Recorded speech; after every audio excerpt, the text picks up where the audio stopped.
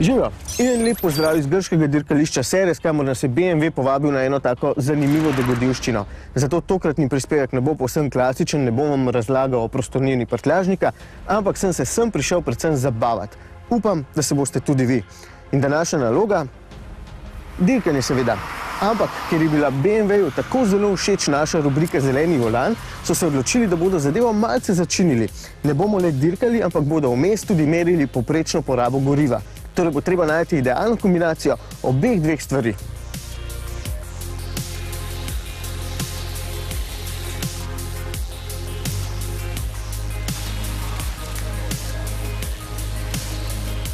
In današnji dirkalnik BMW 118i, ne bodite razočarani, ker kot sem rekel, ni bistvo samo, da smo čim hitrejši, ampak da smo tudi varčni.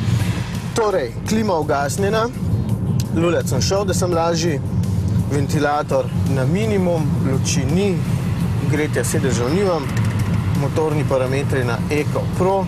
Naloga, ki me čaka, je pravzaprav zelo preprosta. Odpeljati moram 7 krogov, 6 od teh bodo merili čas in porabo, zadnji je namenjen samo merjenju porabe. Trenutno 6,7. Poraba po 5 krogih 6,1, kar ni najbolj glede na ostale rezultate, ki sem jih že videl. Sem se pa odločil za ročno prestavljanje, ker se motor pravzaprav nič kaj dosti ne muči, ker skoraj da ni pospeševanja, vozimo se samo naravnost. Evo, zadnji krog, tukaj se ne meri več časa, zato lahko vse skupaj še malce počasnimo. Evo, eko dirkanje sem zaključil, po 7 krogih je moja poraba 5,8, kar je dovolj za drugo mesto. Kar v redu. To je bilo kar zabavno, pa čeprav ne najhitrejše, ker je bilo treba paziti na porabo. Ampak današnji dan je kar malce težak, je treba zadeve mečkam pretehtati. Na eni strani zelo zanimiva steza, pa povprečno zanimiv avtomobil, na drugi strani pa povprečno zanimiva cesta, pa zelo zanimiv avtomobil. Mislim, da je tole kar bolj zanimivo.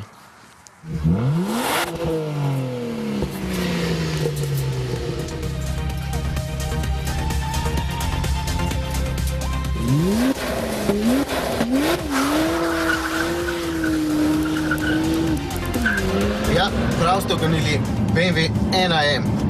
Podobno zmogljivo AC Šnicerjevo enico sem že peljal in vedno zna biti ta avtomobil kar malce pasi zaradi kratke medosne razdalje. Predvsem so takrat nekateri novinarski kolegi kosili travo z njim, ker jih je tista enica presenetila. BMW M3 je zame eden najljubših avtomobilov, predvsem zato, ker je zelo športen, pa obenem tudi široko uporaben. Tale enica je nekaj zelo podobnega. Imam zelo malo časa, zato se bom od vas kar poslovil. Grem uživati.